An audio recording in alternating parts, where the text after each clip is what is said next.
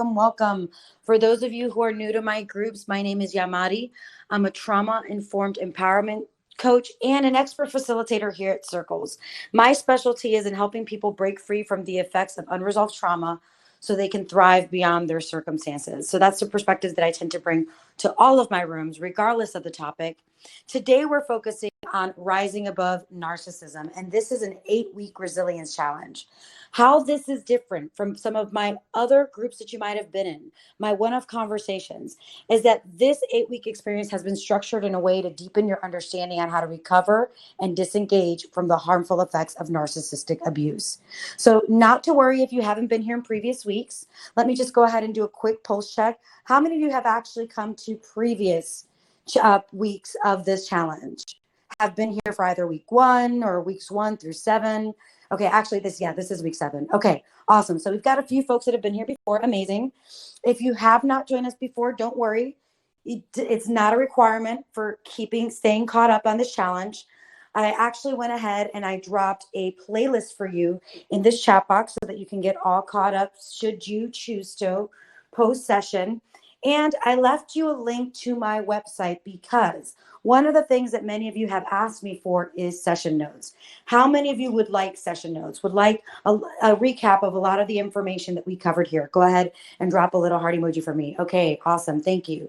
So we've actually started on my side compiling a resource for you guys that has a lot of the key points that we recap in these discussions, journal inquiries, challenges, and that list of audio recordings for this 8-week challenge. So if you're interested in that, although we haven't been able to finalize it just yet, it will be available soon. Go ahead, go to my website, sign up for my newsletter, and you'll get a copy of that within the next few days. So, okay, now that we've got those house maintenance items out of the way, let's go ahead and talk about week 7. So today is week 7 in the 8-week Rising Beyond Narcissism Challenge. And we're going to be discussing how to take back your power. Now, we'll talk in a few moments about what that means in the context of narcissistic abuse. But before doing so, I do want to go ahead and go over a few rules of house for keeping the container safe and supportive. So first things first, this is a non-judgmental space. I understand that when we're talking about narcissism, this is a topic that can be quite triggering. So as individuals are sharing, I want to invite you guys to try not to internalize what you're hearing in other people's shares, and instead focus on your own healing, focus on your own growth, and refrain from minimizing and devaluing each other's experiences. Also, as I just mentioned, this is a very triggering topic, guys. So if at any time, for whatever reason, you feel like it's emotionally overwhelming to be a part of this discussion, please feel free to excuse yourself in this group. Your emotional well-being is my priority, and I don't want you to unintentionally re-traumatize yourself by trying to be part of a conversation that's becoming too difficult for you. The other few things that I want you to keep in mind is active listening in this group. So how we do that here is by ensuring that our microphones are muted when other people are sharing. We also take turns in sharing by using our virtual hands, which you'll see at the bottom right-hand side, raising that when we want to contribute to the conversation so that I know what order you want to contribute in, as well as who wants to verbally share. Last but not least, verbally participating in today's discussion is not a requirement. So if you feel more comfortable or are unable to speak freely today, feel free to drop your questions and your shares in the chat box, and I'll be more than happy to read those out loud on your behalf.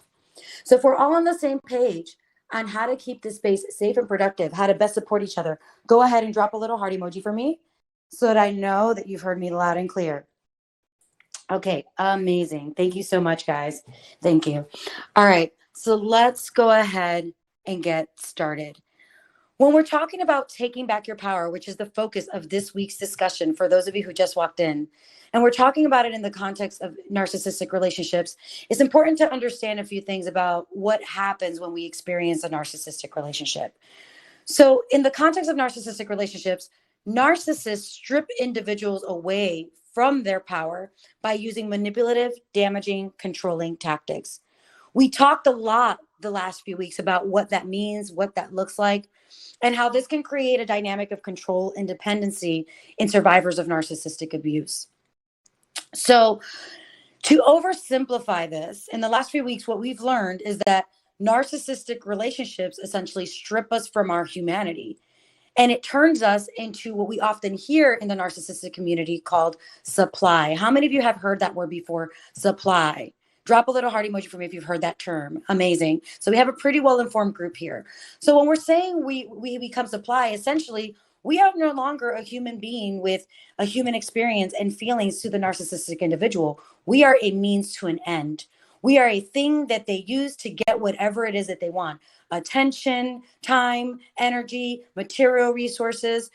And what this can do to us is that it can really impact our ability to trust ourselves, trust our own judgment, and understand how to meet our own needs and desires. So, how many of you acknowledge that that's part of what you've struggled with on this healing journey? It's that post narcissistic relationship, you feel like, I don't even really know who I am anymore. I don't know how to trust again. I don't know how to trust myself. I don't even know what's going to make me happy, what makes me feel safe. Yeah, that was like 75% of the group just said yes to that. So that's part of the reason why in week 7, we're pulling it all together to help you understand what it means to take back your power, specifically when you've gone through that kind of abuse. So if we're going to take back our power from a narcissistic relationship, if we're going to thrive beyond the mental, emotional, physical, and psychological and spiritual abuse that we've experienced, we're going to have to learn how to reclaim who we are. And reclaim, folks, is an acronym. Okay. So actually, I just realized that I forgot. Actually, you know what? Don't worry about it. That'll be sent out to you. Reclaim is an acronym that stands for recognize manipulation, establish boundaries, care for yourself, lean on support, assert your needs, intentionally create your future, and maintain confidence. That right there, guys, that acronym is actually the step-by-step process that we have to go through when we're recovering from a narcissistic relationship. This is why, for those of you who have been here in prior weeks, a big thing that we focused on was understanding what manipulation looks like, establishing healthier boundaries, learning what it means to take better care of yourself and prioritizing your well-being, talking about the importance of building community when we're recovering from narcissistic abuse. We've been going through all of those skill sets so that now in week 7, we can start to pull it all together. Does that make sense, guys? Drop a little heart emoji for me if that makes sense. And I'm actually going to go ahead, give me 1 second here, since I realized that I didn't copy paste that acronym. I'm just going to go into my notes section right now and try to go ahead and grab that for you so that way you guys can keep track of what we're focusing on today. So again, that acronym is RECLAIM. It stands for recognize manipulation, establish healthy boundaries, care for yourself, and all the other things that I just dropped here in the chat box. Okay. So now that we're clear on what it's going to take for us to recover from narcissistic relationships, let's get caught up by exploring the RECLAIM acronym together. So that first one is the R, recognizing manipulation. So this is where I could really use some of the support from those of you who have already been here, or those of you who have been in a lot of my other groups where we've talked about this at probably nauseum, right? Extensively.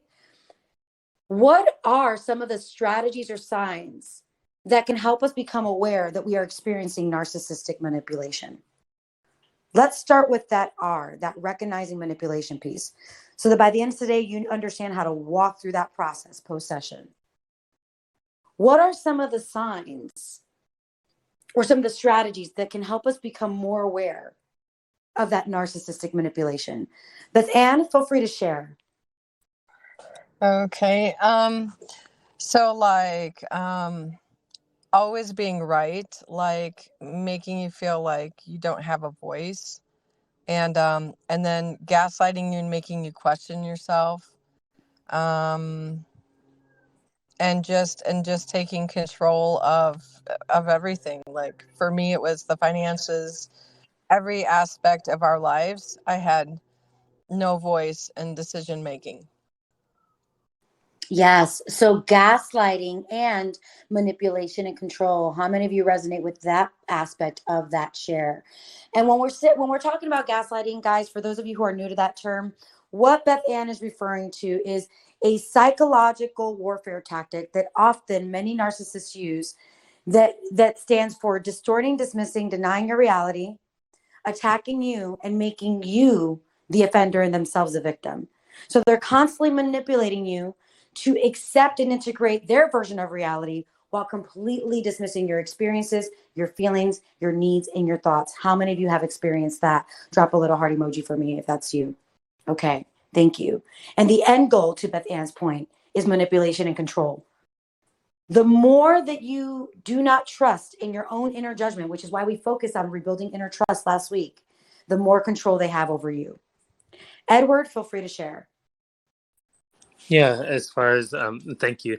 As far as recognizing manipulation, one thing that's helped me over the last year is um, looking back for patterns. And so, for just as an example, that what came up literally this morning was, there's a pattern with my ex of we'll have some kind of argument or blow up. There'll be a little bit of silence, then there'll be some accusations and things like that, and then there'll be more silence. But then there'll start to be friendly text messages, and then they'll start to be like, "Hey, let me know if you need to talk to anyone. I can tell that you're kind of sad." And then this morning at like 2 a.m, I got a DM on Instagram of like a nice like message, like just something that would be like, "Hey, I'm thinking of you" type thing. So like I recognize that pattern, and it leads up to, it goes back into a cycle. So recognizing like knowing that I got the Instagram DM for me is recognizing that some sort of manipulation is coming. Thank you so much for sharing that, Edward. Edward, you described perfectly the pattern that exists in narcissistic relationships that we don't necessarily see in other relationships, which is a pattern of honeymoon, devalue, and discard. So now, as you listen to Edward, what you might have noticed is the pattern's going to be the same, meaning the strategy for the narcissist is going to be the same, but the tactics are going to vary and differ. So for him, he's already noticed, like, my ex-partner has a tendency to start watching the Instagram stories or liking me, and then here's going to come the next honeymoon phase before I'm devalued and discarded. But that might look a little bit different for you depending on what your narcissist tactics are. That said, how many of you recognize that pattern of honeymoon, devalue, discard in your own specific dynamics? Drop a little heart emoji for me if you recognized it when you were listening to Edward, and as I broke it down for you, what's occurring in that situation. Absolutely. So that's about like 50% of the group here. Thank you. Wally, feel free to share. The things I thought about was that dealing with manipulation causes confusion in me. Presentation of a distorted reality, things that are really, really different from what you know is true. Projecting their emotions on you or blame, and having my nervous or trauma bond nervous system activated when I'm dealing with him. Absolutely. So again, we're hearing more gaslighting, right? Which leads to questioning our reality. How many of you feel like you can't trust your interpretation of reality now that you've been exposed to these narcissistic relationships? Absolutely. We heard a lot of the qualities there. There's 4 areas, as we mentioned in week 1, there's four patterns that we look for. It's patterns of manipulation and control, patterns of lacking responsibility, patterns of lacking empathy. And why am I blanking on the 4th one? Can someone help me out here? Patterns of manipulation and control, lacking empathy, lacking responsibility, and grandiose sense of self-importance. That was the 4th one. I was like, which one am I missing right now? The grandiose sense of self-importance. And we saw a lot of that in that one share that we just heard. Okay, guys. So now that we've got all caught up on that first one, on the being able to recognize it, now that we're more aware of how to recognize it, let's move on to that E, the establishing boundaries. So when we see these kind of behaviors, why is establishing boundaries crucial to dealing with narcissistic individuals? Why might setting healthy boundaries be crucial to dealing with narcissistic individuals? Now, keeping in mind that these boundaries might have to be with yourself, right? With yourself and with the narcissistic individual. Who's open to sharing? Go ahead, Lori. Oh, looks like that was a mistake. Lori, did you want to share? Or did you accidentally unmute? Okay, I'm going to take that as a pass. All right, we do have a few shares in the chat box, however. Let's see what I have here. Can you please put those in the chat? Kelly, not to worry. If you missed it earlier, I announced that I'm actually creating a resource for you guys that covers a lot of the main concepts from the each and every single week. So if you just visit my website and sign up for my newsletter, you will get that resource as soon as we're done with it. We wanted to have it finished by today, but it looks like it's going to be another day until we have all those notes and journal inquiries and challenges available to you. So if you just sign up for that newsletter, you can get your hands on that. All right, Beth Ann, feel free to share when you're ready. Okay.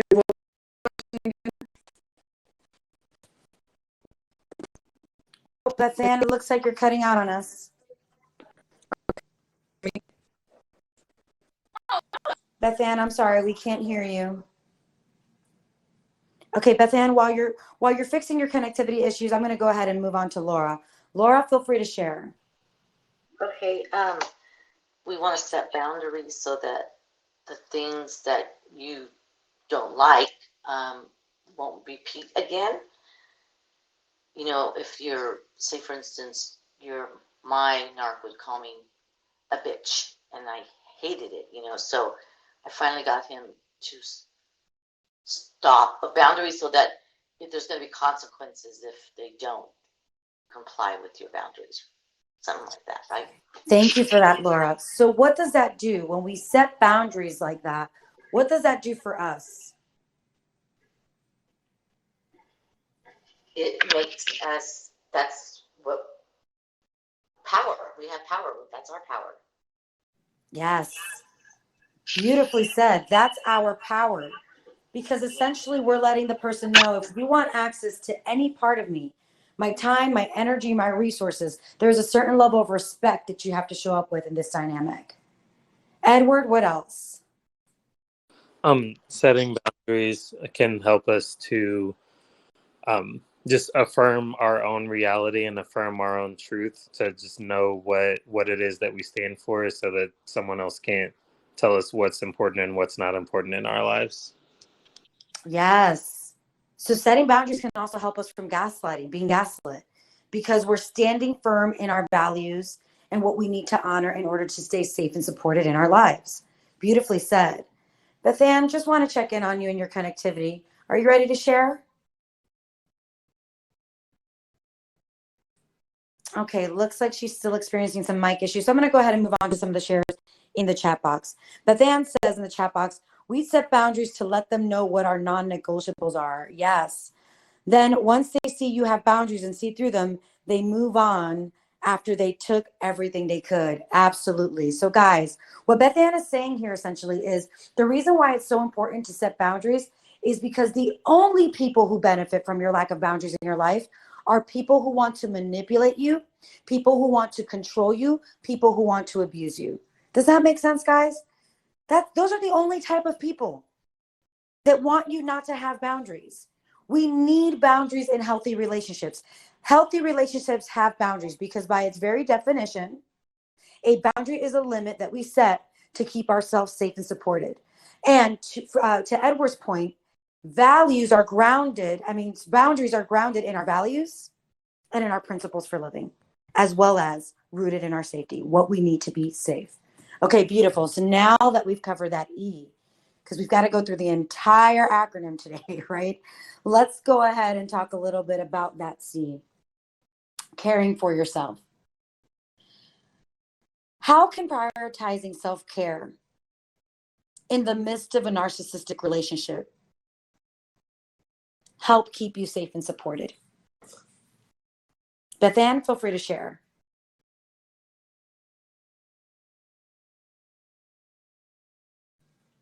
Oh, it looks like you're still having mic issues there. So if you can go ahead and put your head down. I see that you're also sharing in the chat box. That lets me know who to move on to next. Laura, feel free to share when you're ready.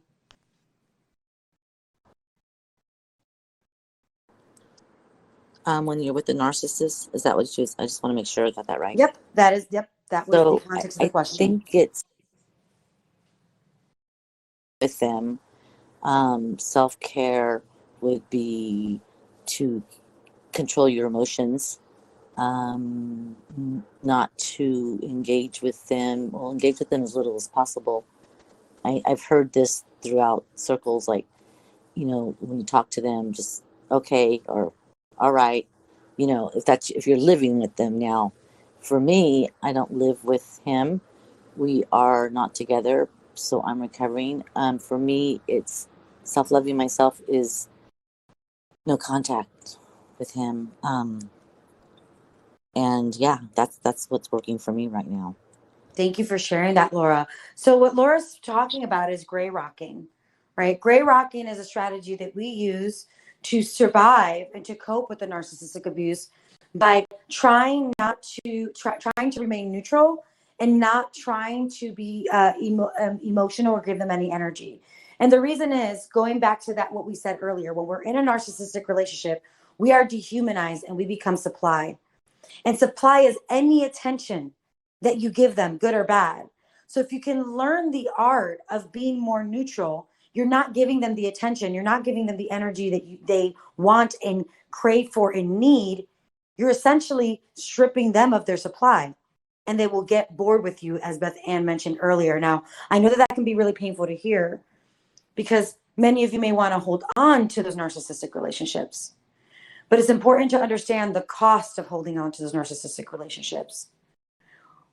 Before we continue with this share, what are some of the costs of holding on to narcissistic relationships? Edward, can you share some of the costs before we move on to the next part of the share? What are some of the costs of holding on to narcissistic relationships? Yeah, some of the costs are just lack of value in yourself. Sometimes the loss of relationships with people that really do care for you, but can't, stick around to see you keep making the same decision over and over again for somebody that's still hurting you.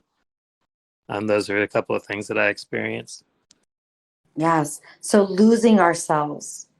And it gets more sinister than that. Right, guys, when we say that being in a narcissistic relationship is detrimental to your well-being, it's important to understand the impacts that it has on you holistically. Being exposed to chronic stress over time starts to deteriorate our nervous system, kill us slowly. And what's more stressful than being exposed to abuse from a narcissistic individual day in and day out? Can we agree with that, guys? Drop a little heart emoji for me if you agree to that. Okay. So with that said, let's go back to the question that was just asked. Go ahead, Edward. I'll give you space to share again. Don't want to skip you. So how can we start to prioritize self-care in the midst of a narcissistic relationship? What are some things that we can do? Yeah, so the one of the thing I was thinking of was as far as a benefit of making sure you take care of self-care even while in the midst of the narcissistic relationship is it helps for me. It helped me recognize that I am human. I am worth taking care of. I am worth taking care of myself and having someone else to care about me as well. And so one of the ways that I started doing that was to actually seeking out a support group. Actually was one of the first things, and seeking out therapy was one of the first things that I did for self-care, because I knew that I wasn't okay mentally. I just didn't know what was happening. So that was one of the first things I did. Beautiful. So look at that, Edward. You did the L in the acronym that we're going over, reclaim, right? You leaned on support. Support and having a strong network is going to be a very important part of the healing process. And if we don't have access to that in our direct communities, this is where groups like the ones that we offer in circles can be very beneficial to our healing journey. Because unfortunately and fortunately, guys, the context in which we created the trauma or in which the trauma was created is the same context in which we heal it. So when we're healing relational trauma, part of that healing process is learning that connections can be safe. And how many of you, by participating in groups like these, have learned that connections can be safe again? Drop a little heart emoji for me if you have learned that just by participating in groups like this, right? Absolutely, that's a key part of the journey. So for Edward, it was a combination of practicing self-compassion, that's the caring for yourself, and also understanding that part of practicing that self-compassion is embracing his capacities and limitations and being willing to lean on support. Beautiful, Edward. Bates, what else? Hey, can you hear me okay? Sure can. Go ahead. Okay. I was just thinking like something that's been helping me along the way is like reclaiming my like self-worth, meaning like in the sense that each one of us is worth just as much as the next. Nobody is worth more than another. And sort of like having mantras around that. Love that. So reclaiming your self-worth, rewriting the narrative around self-worth. As we mentioned at the beginning of this conversation, right? That's one of the things that takes a toll because we now exist to be supply for the narcissistic individual. Right. Our identities, our personalities, our values become intertwined with whatever the narcissist needs. Does that make sense, guys? Just want to make sure that you're following me here. So to Ebay's point, a big part of that is going to be rebuilding self-esteem. So she makes sure that she does that. One of the ways she practices care for herself is by making sure that she's telling herself loving thoughts and she's not reinforcing that narrative that she's not enough. Beautiful. Okay, guys. So let's start to move on because we still have a few more letters in this acronym to cover, the acronym RECLAIM. Let's move on to the one that Edward just mentioned, the L, lean on support. As I mentioned earlier, community is super important. Community gives us power, right? Think about why one of the tactics that narcissists use is isolate you. How many of you experience isolation in your narcissistic relationships? Drop a little heart emoji for me. That was really intentional, right? It's a lot harder. It's easier to weaponize against you if you don't have anyone that has your back, if you don't have a healthy support system. Right. So building community, understanding how to rebuild community is going to be an important part of that. So now let's talk a little bit about that, guys. What types of support do you feel you need the most from your network at this time? What types of support do you feel you need the most from your network at this time? Who's open to sharing?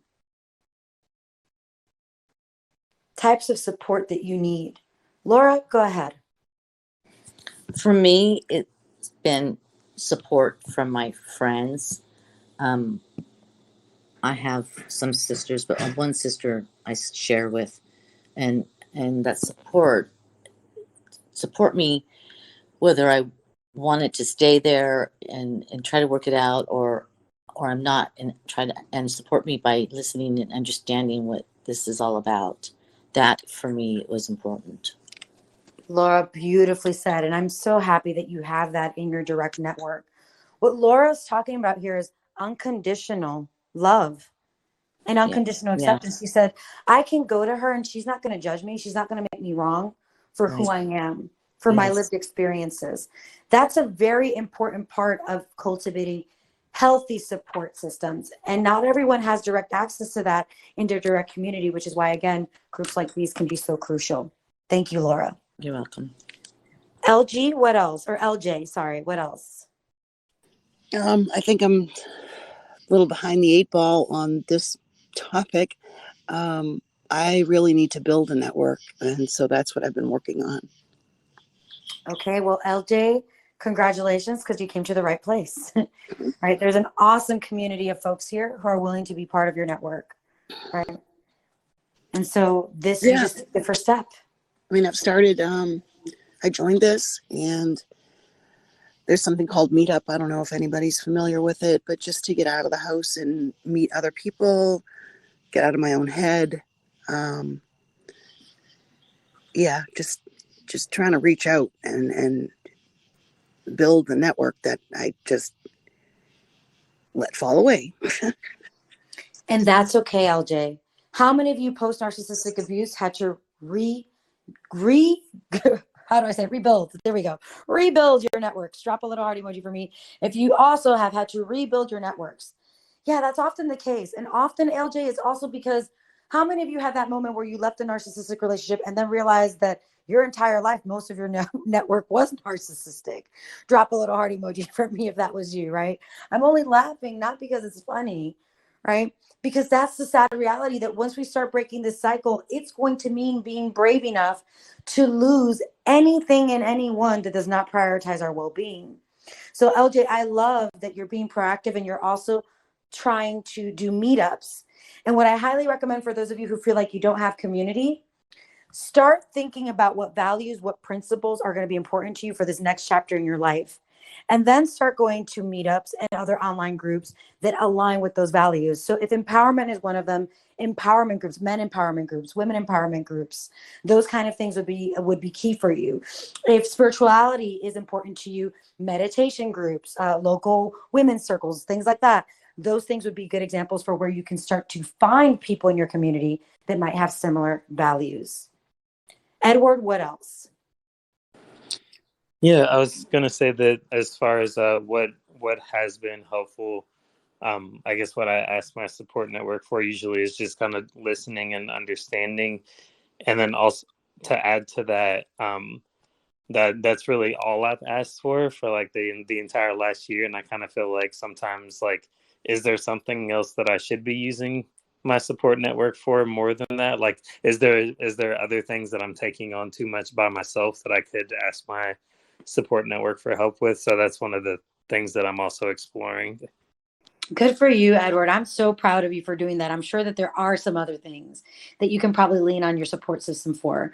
But what Edward's talking about here, if we simplify it, is empathy, right? Listening to understand, not listening to try to be right, which is what the narcissistic individual did, right? Listening to manipulate, listening to understand, at the very least, an openness, a willingness to try to understand you, even if they don't agree.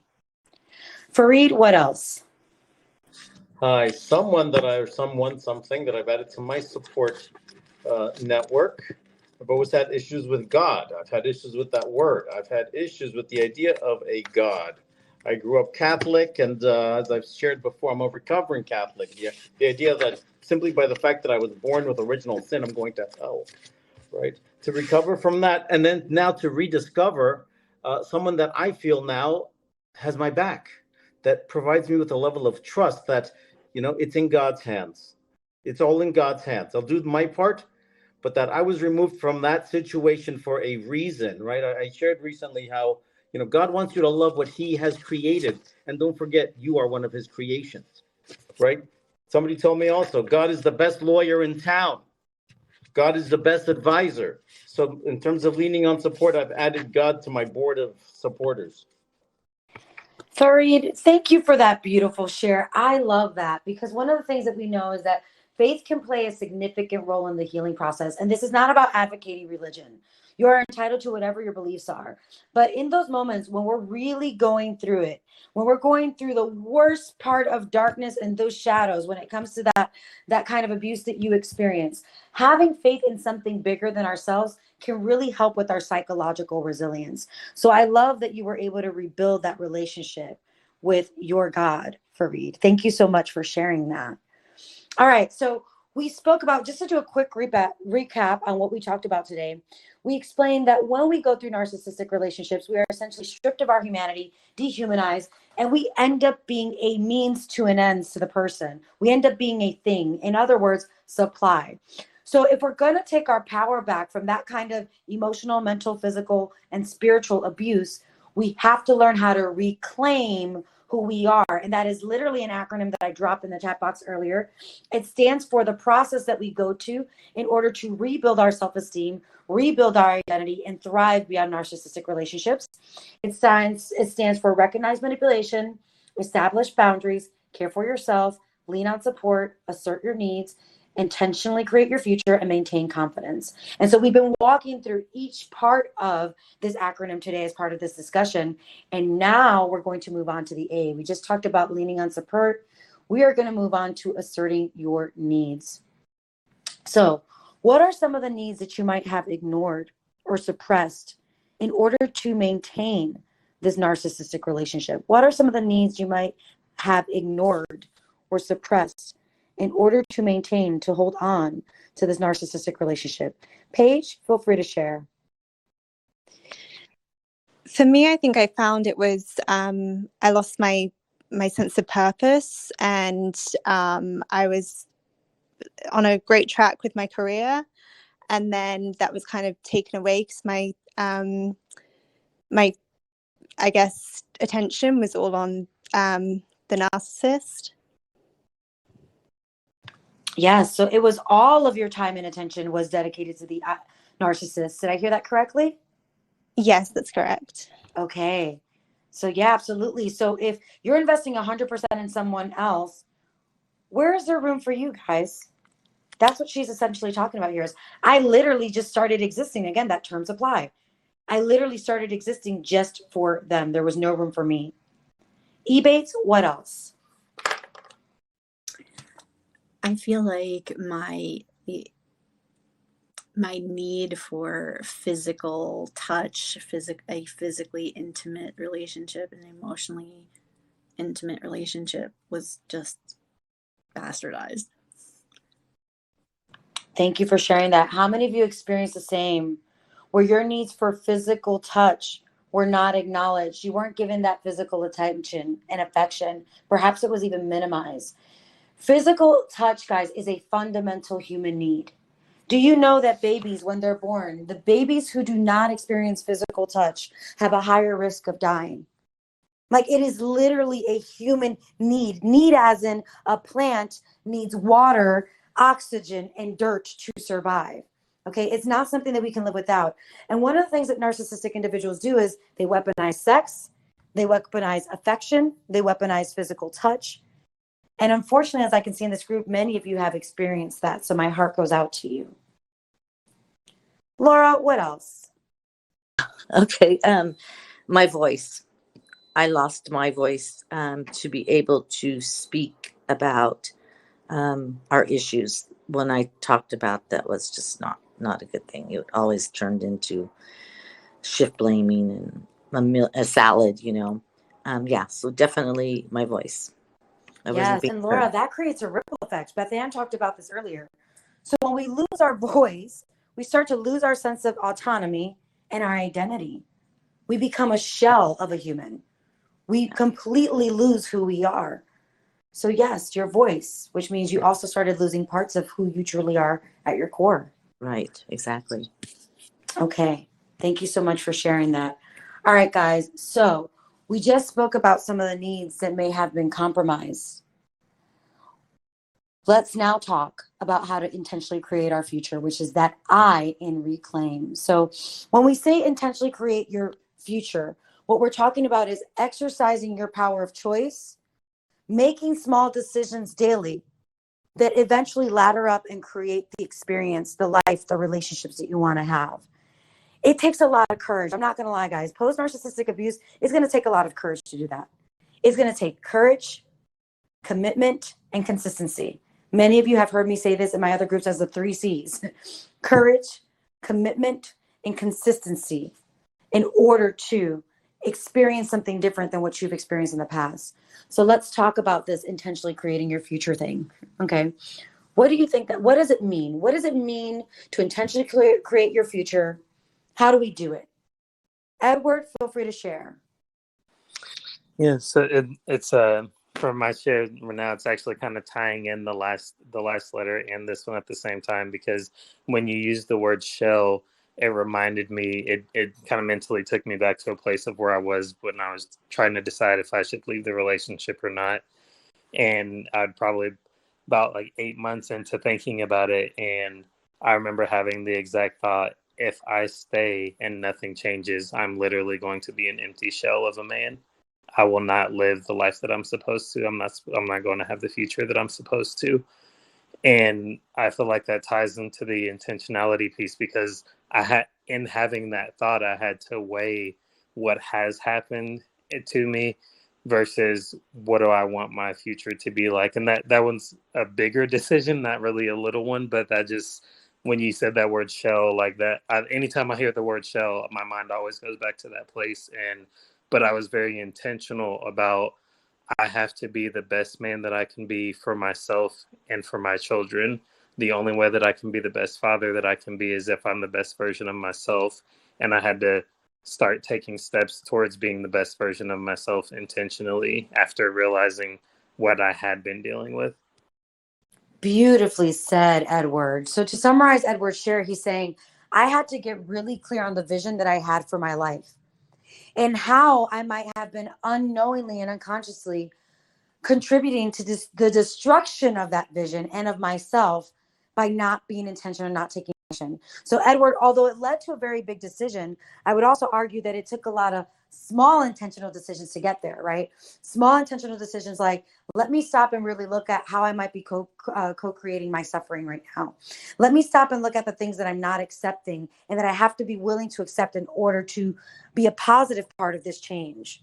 So kudos to you, Edward, because that took a lot of bravery and those 3 C's that we just talked about. Z, feel free to share. Hi, for me, I find that I feel scared to create my future because of how my decisions led me to a narcissist and how I stayed for 8 years, deciding on the daily to prioritize somebody else. Like when I want to prioritize myself, I don't even know what that looks like, and it just feels like like how do I even know what is the right decision? That just feels like a big mountain when I hear you say prioritizing and deciding what you want for the future. Z, thank you so much for sharing that because I know there's a lot of people that resonate. How many of you also resonate with Z's share? Drop a little heart emoji. We talked a little bit about that earlier, right? That when we become supply to someone else, one of the things that goes away with that is the understanding and acknowledgement of our own needs. So for you, Z, where you are in that process or where you want to focus a lot of your time and energy in that process, because it's not necessarily linear, is the C, the care. And so there's certain self-exploration exercises that you can do to start getting really clear on what does unsafe feel like in my body? What does safe feel like in my body? What does unsupported feel like in my body? What does support feel like in my body? So you can start making small decisions daily that say yes to the safe feelings and the no to the unsafe. Does that make sense, Z? Drop a little heart emoji for me if that makes sense before we move. Okay, perfect. So happy that resonated. Fareed, feel free to share when you're ready. Okay. Talking about the I and reclaim, intentionally creating your future.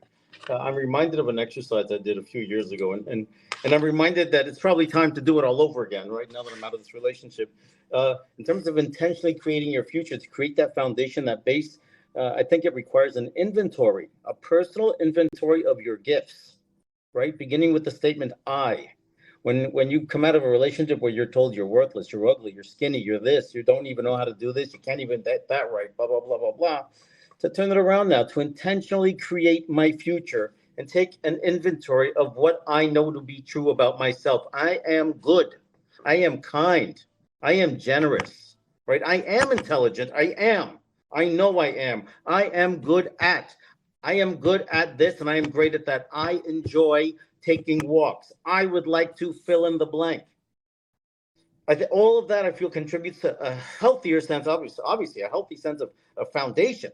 It builds a foundation from which one can go. And I think in taking an inventory of that, it's going to trigger things. I am good at that. I am, I was told I was skinny and ugly and no longer my ex's type. I am handsome. Just write it all down and take an inventory of what you're good, what you're great at, what you enjoy. And then that I think will lead to helping you intentionally create your future.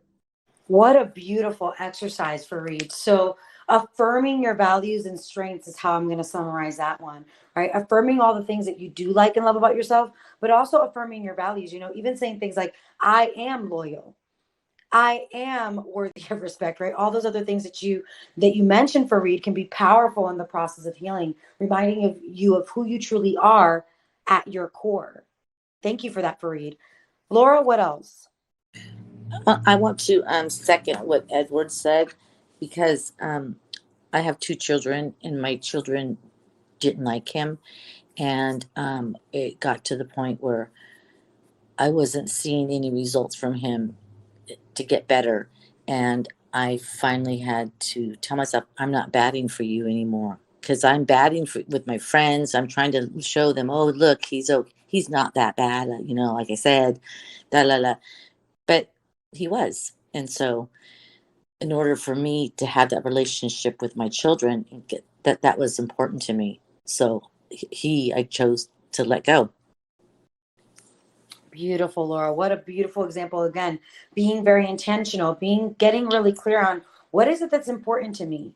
Yeah. What is the vision that I have for my life? A lot of what Edward, Fareed, and a few of the other folks mentioned here today. And that's Okay. one thing I had control over. Yes. Yeah. So that it was great. And that's exactly why we focus on it, guys. Notice that nothing that's part of this acronym is outside of your control. None of it, right? All of it is within your control, which is why it's a powerful process for reclaiming your power, taking back your power post-narcissistic abuse. Thank you for that, Laura. Okay, so since we've got 12 minutes left and we've got a bit more ground to cover with this M here, let's go ahead and move on. So maintain confidence. That was the M. We just talked about what's going to be necessary to intentionally create your future. Maintain confidence. So how can we work on rebuilding and maintaining our confidence after experiencing narcissistic abuse? What are some of the things that we can do? What are some of the ways that we can show up that can support us in reclaiming our confidence post-narcissistic abuse? Paige, feel free to share. I think a good tool would be to surround yourself with people that appreciate you and see your value, and just, they know the real you. So it would bring you back to yourself. I love that. So there's an element of authenticity to that too, right? Surround yourself with people who embrace your authenticity. It's safe to be all of you, the shadow and the light. Beautiful, Paige. Z, what else? I've been prioritizing myself by doing my exercises, like actually going to the gym, actually moving my body, actually feeding my body healthy food, and being conscious about my actions on the daily, what to put in my body, what not to put, what energies to expose myself to, and what not to expose myself. And just my thoughts whenever they come, whenever they're negative, to change them to positive, and just allowing time for my wounds to heal, just making the space safe enough for me to feel safe again in my body. And I find that has been very helpful for me. Beautiful, Z. And that ties into what you asked us earlier, right? I am slowly learning how to be a safer space to me. And I am a safer space to me when I acknowledge what feels unsafe, when I acknowledge what feels uncomfortable, and I respond accordingly. That's what you just said. So you're already doing it, Z. It's just a process, right? And the more that you teach your brain that it can trust you to keep this human body safe and alive, the easier that process will get. All right, Laura, feel free to share when you're ready. For me, I'm 61 and a lot of my friends are married. And so I had to really allow myself to meet new people that were single. And when they invited me to go somewhere, as hard as it was, I would force myself to go. And then these people are getting to know me and they're like, you're great. You're such a wonderful person, blah, blah, blah. And so that's helped me a lot, is just letting myself be able to go meet new people, get out of the house, do things as a single woman with other single women or men. Beautiful, Laura. When we try new things and we survive it, it really boosts our confidence, right? So what a beautiful way to challenge yourself in cultivating healthy relationship and also rebuilding your self-esteem. All right, really quickly, before I move on to Fareed and LJ, amazing chat that I see here in the chat box that I want to share with the group. Kathy says, that gave me an idea for something to look forward to and to help support me in my healing process. I'm going to have a divorce party. I know that seems random, but I'm excited, which is new. Thank you.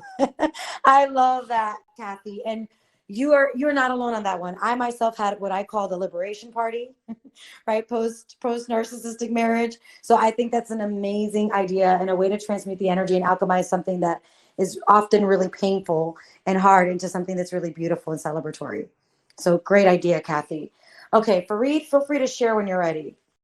Thank you. In tandem with what was just shared, what you guys talked about, I actually, and I still, because I'm not divorced yet, but every now and then I'll go to a restaurant where they do the whole happy birthday, the maracas, the shakers, the singing out loud, blah, blah, blah. And I will request the server to sing happy divorce to you right there in the restaurant. It gets a lot of looks, but it also gets a lot of laughs, and often it gets applause too. So to celebrate my the pending divorce. I love that, Fareed. That's amazing. Thank you so much for sharing that with the group. But Yamarie, one thing I wanted to share in terms of maintaining confidence, affirmations and mantras have been very beneficial for me. I am one of my mantras is all is well. Farid, all is well. As I step into the unknown, as I step into fear and doubt, as I'm putting myself in a situation I don't know which way this is going to go. I don't have experience in this. Farid, all is well. Farid, trust and go forward unafraid. That's another one of mine. Farid, trust and go forward unafraid.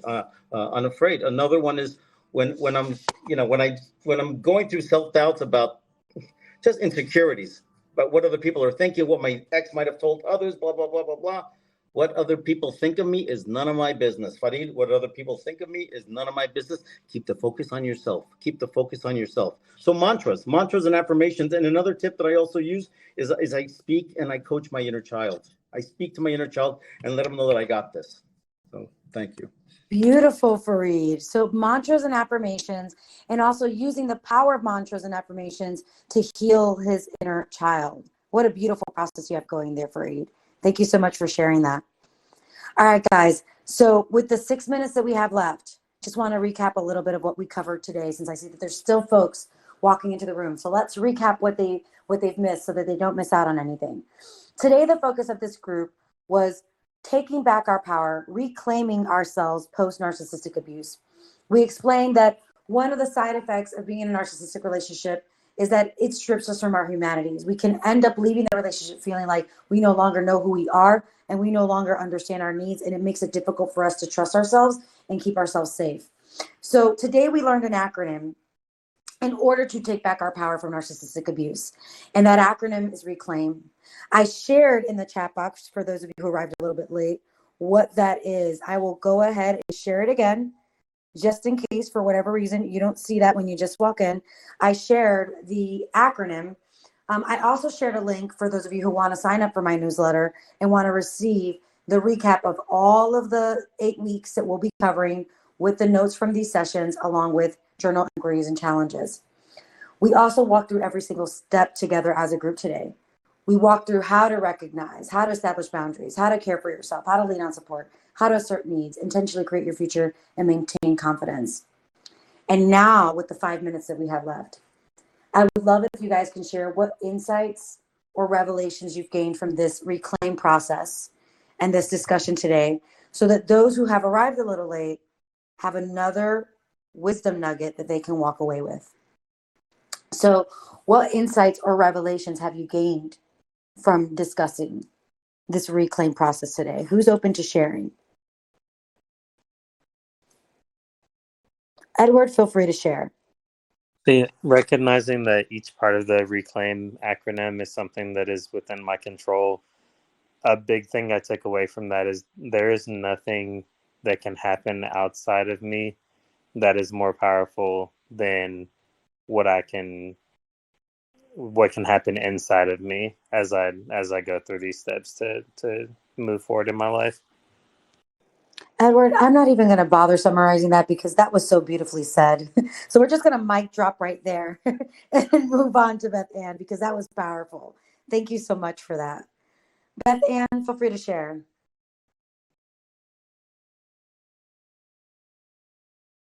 Beth Ann, you might still be muted, hun.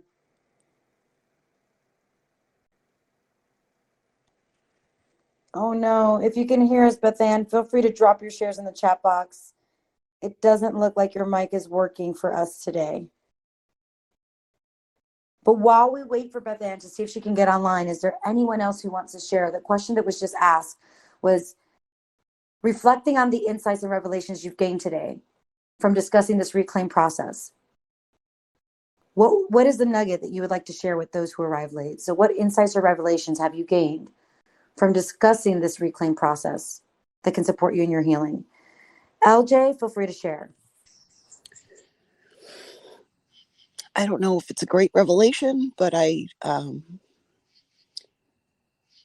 listening to this and everybody else, I feel like I'm on the right path. I feel like everything I am doing now, I already had inside me to do. And now I'm just doing it. That is a huge revelation, LJ. Guys, don't you agree? Drop a little heart emoji if you agree. That is a huge revelation, because what you've realized, LJ, is I have more control over my reality than I thought. I am already being resilient and getting through this, and I can do hard things, but hard things that are going to benefit me, not hurt me. All right. So that was beautiful, LJ. Thank you for sharing that with the group. Z, feel free to add.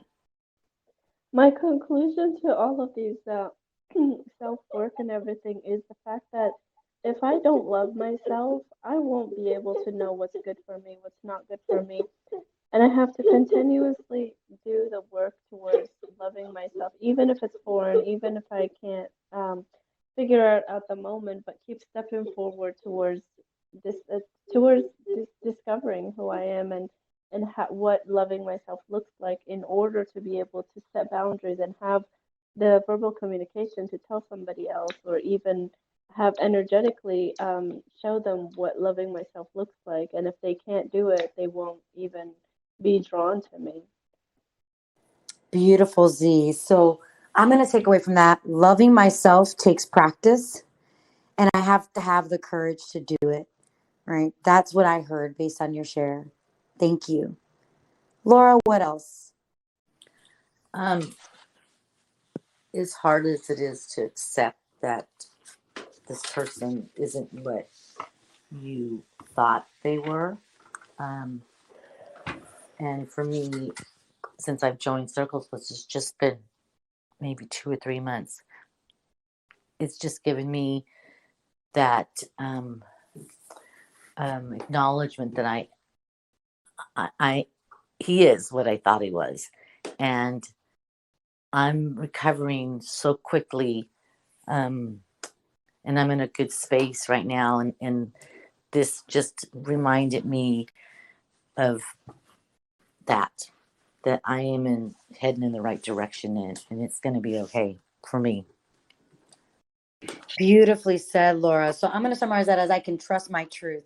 How many of you walked away feeling today like you can trust your truth? Drop a little heart emoji for me if that's also you. Wow, that's powerful. That's a huge chunk of the group here. That's amazing.